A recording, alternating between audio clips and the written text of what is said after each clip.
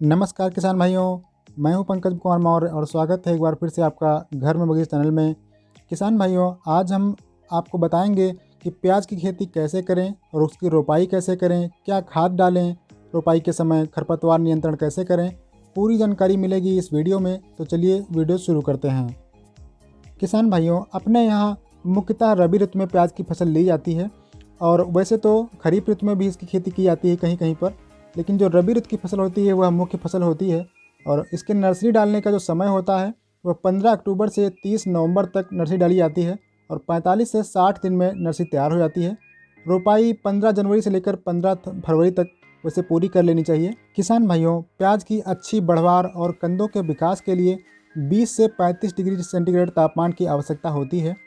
इसे आप किसी भी प्रकार की मिट्टी में उगा सकते हैं, लेकिन सबसे अच्छी जो मिट्टी होती है और जहाँ सबसे ज़्यादा पैदावार होती है तो उसके लिए उचित जल निकास वाली जो बलुई दोमट मिट्टी होती है वह सर्वश्रेष्ठ होती है।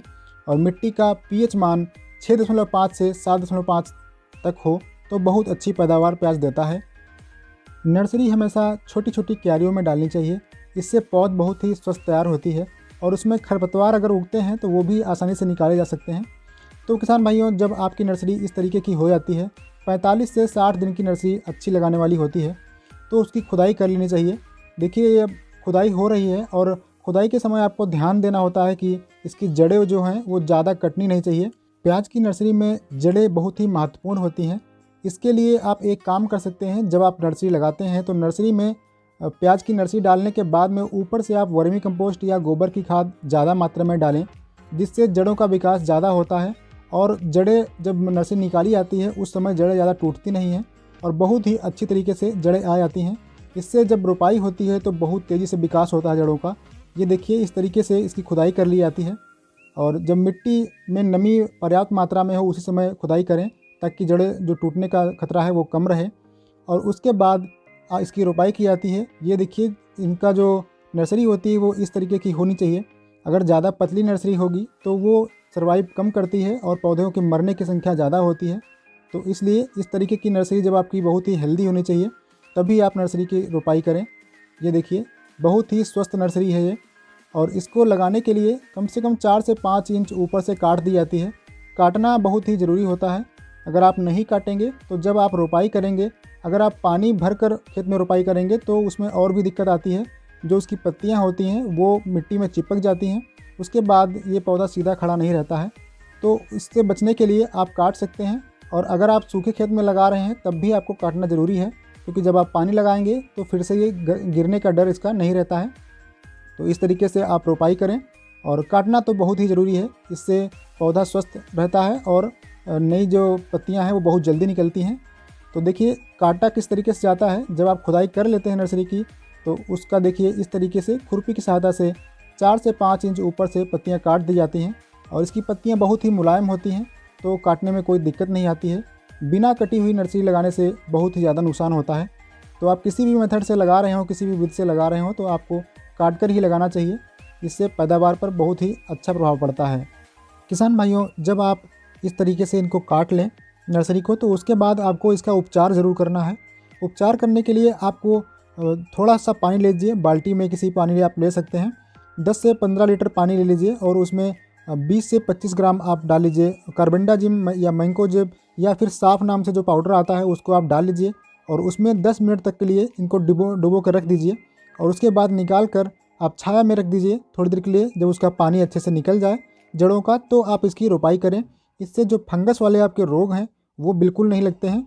तो यह तरीका बहुत ही अच्छा है। बीज उपचार ज़रूर करके लगाएं। अगर आपके यहाँ ट्राइकोडर्मा उपलब्ध हो तो आप ट्राइकोडर्मा 3 ग्राम प्रति लीटर पानी के हिसाब से घोल बनाकर उसमें जड़ों को उपचारित कर लें तो और भी अच्छा काम करता है।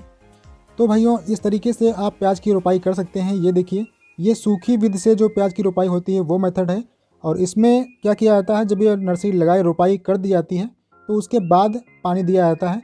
एक मेथड और होता है कि पानी भर के, जैसे धान की फसल लगाई जाती है उस तरीके से लगाया जाता है, लेकिन उसमें मिट्टी जो है ज़्यादा कस जाती है, इससे जड़ों का विकास थोड़ा कम होता है। इस तरीके से अगर आप लगाएंगे तो आपको बहुत ही अच्छा रिजल्ट मिलेगा। इसमें आपको 4 से 5 इंच की दूरी पे पौधों को लगाना चाहिए। 4 से 5 इंच पौधे से पौधे की दूरी रखनी चाहिए और लाइन से लाइन की दूरी भी आप 4 से 5 इंच रख सकते हैं। तो इससे पौधों की संख्या प्रति एकड़ ज़्यादा होती है और उत्पादन ज़्यादा मिलता है। और ये देखिए, ये है प्याज लगाने के लिए जो लकड़ी होती है उसको काट लिया जाता है और इस तरीके से इसको बना लिया जाता है। इससे प्याज की रोपाई बहुत ही आसान हो जाती है, ना तो कटने का डर रहता है, ना तो हाथ में लगने का डर रहता है। वैसे आप खुरपी से भी कर सकते हैं, लेकिन उससे होल थोड़ा गहराई तक बन जाता है, तो नर्सरी गहराई में रोप दी जाती है। इससे उसकी जो कंद होता है उसकी बढ़वार पर बहुत ही बुरा प्रभाव पड़ता है। तो इसलिए आप जब भी रोपाई करें तो इस तरीके से लकड़ी की आप एक नोकनुमा बना लें और उससे रोपाई करें, तो इससे उथली रोपाई होती है जो बहुत ही ज़्यादा कारगर होती है। ये देखिए, इस तरीके से रोपाई करने में बहुत ही आसान होता है। इस तरीके से लगाने के बाद फिर इसमें पानी दे दिया जाता है। और आप कोशिश करें कि अगर आपकी ज़मीन जो है वो समतल नहीं है, थोड़ा ऊंच नीच है या ढाल ज़्यादा है, तो फिर आप जो क्यारी है उसकी चौड़ाई 1 से 1.25 मीटर ही रखें और लंबाई आप अपने हिसाब से रख सकते हैं। ज़्यादा चौड़ाई होने पर फिर उसमें पानी रुकता नहीं है, सिंचाई करने में भी दिक्कत होती है। अगर आप हाइब्रिड प्याज की रोपाई करने जा रहे हैं, हाइब्रिड प्याज की जो वैरायटी है वो कोपी मोरन या रोजी समा जो वैरायटियाँ हैं ज़्यादा अच्छी चलती हैं, तो अगर आप उनकी रोपाई कर रहे हैं तो फिर आप पौधे से पौधे की दूरी 5 से 6 इंच भी रख सकते हैं। इससे उत्पादन जो है बहुत अच्छा होता है। भाइयों, अगर आप प्याज की अच्छी उपज लेना चाहते हैं तो आपको नर्सरी से ही ध्यान देना पड़ेगा। आपकी नर्सरी जितनी स्वस्थ होगी, आपकी फसल भी उतनी ही स्वस्थ होगी। तो नर्सरी की देख रेख बहुत ज़्यादा ज़रूरी होती है।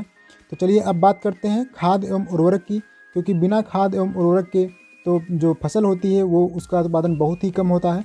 तो उस पर बहुत ही आपको ध्यान देना है। जब आप खेत की तैयारी कर रहे हो तो खेत की तैयारी के जब आखिरी जुताई करते हैं या जब पाटा लगाने से पहले ही आपको अपने खेत में, हम प्रति एकड़ के हिसाब से आपको डोज बता रहे हैं, तो आपको यूरिया 35 से 40 किलोग्राम देनी है और DAP 50 किलोग्राम, पोटास भी आपको 50 किलोग्राम प्रति एकड़ के हिसाब से लेना है। और उसको पाटा लगाने से पहले मिला देना है, खेत में डाल देना, छिड़क देना है। उसके बाद पाटा लगाकर खेत को बिल्कुल समतल कर लें। समतल करने के बाद फिर उसकी क्यारियाँ बना लें। क्यारियों में इसी विधि से रोपाई करें, सूखे खेत में ही रोपाई कर लें। इसका एक फ़ायदा और होता है कि जब जाड़े के फसल जो ली जाती है, आप जनवरी या फरवरी में इसकी रोपाई करेंगे तो उस समय थोड़ा टेम्परेचर कम रहता है। और अगर आप खेत में पानी भर के लगाएंगे तो उसमें क्या होता है कि जब आप पैर उसमें रखेंगे पानी में तो बहुत ही ठंडा लगता है। तो इससे सर्दी बहुत जल्दी लग जाती है कि जिन लोगों को सर्दी की दिक्कत होती है तो उनको रोपाई करने में बहुत ही समस्या खड़ी हो जाती है। तो इससे बचने के लिए आप सूखे खेत में इसकी रोपाई कर लें और उसके बाद पानी लगाएं तो बहुत ही फ़ायदेमंद रहता है। तो आप इस चीज़ से भी बच सकते हैं और आपकी जो फसल है वो भी बहुत ही अच्छी होगी। जो पानी भर के लगाई जाती है उस फसल की तुलना में आपका जो सूखे खेत में लगाने वाली विधि है वो ज़्यादा सफल मानी जाती है। और भाइयों, गोबर की सड़ी हुई खाद आपको देना बहुत ही ज़रूरी है। आप 4 से 5 ट्राली प्रति एकड़ के हिसाब से गोबर की खाद ज़रूर दें। इससे बहुत ही ज़्यादा फ़ायदा मिलता है, लेकिन इसको आपको खेत में 15 से 20 दिन रोपाई के पहले देना होता है। तो चलिए अब बात कर लेते हैं खरपतवार नियंत्रण की। तो भाइयों, प्याज की फसल में खरपतवार नियंत्रण बहुत ही ज़रूरी होता है, क्योंकि इसमें 3 से 4 बार खरपतवार नियंत्रण करना पड़ता है।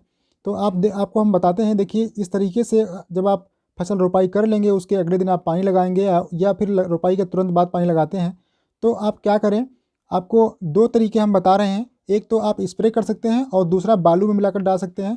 स्प्रे करने के लिए आप पेंडिमेथिलिन 30 EC को 1 लीटर आप दवा ले लीजिए और उसको 100 से 125 लीटर पानी में घोलकर आप स्प्रे कर सकते हैं प्रति एकड़ के हिसाब से। रोपाई के 3 दिन के अंदर अंदर आपको स्प्रे करना होता है। और या तो फिर आप दूसरा तरीका अपना सकते हैं, जब आप रोपाई करते हैं सूखे खेत में तो तुरंत बाद आप बालू में आप मिला रहे हैं तो 1.5 लीटर आप मिलाइएगा प्रति एकड़ के हिसाब से और बालू में मिलाकर आप खेत में छिड़काव कर दीजिए। उसके बाद आप पानी लगा दीजिए, तो जो दवा है वो पूरे खेत में फैल जाएगी और आपके खेत में खरपतवार बिल्कुल भी नहीं होंगे। केवल मोथा जो होता है वो कंट्रोल नहीं होता है इससे, बाकी सारी घासें कंट्रोल हो जाती हैं। उसके बाद आपको निराई करने में बहुत आसानी होगी। तो दोस्तों, आज का वीडियो कैसा लगा आप हमें कमेंट करके जरूर बताइएगा। अच्छा लगा हो तो प्लीज़ वीडियो को लाइक जरूर कीजिएगा और चैनल को सब्सक्राइब करना मत भूलिएगा।